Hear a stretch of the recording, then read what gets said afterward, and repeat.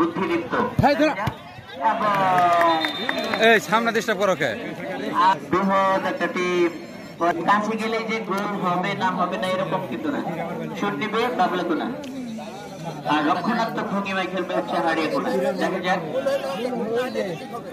হারিয়াকোনা কিন্তু তারা তাদের প্রথম সুযোগ হাতছাড়া করেছে।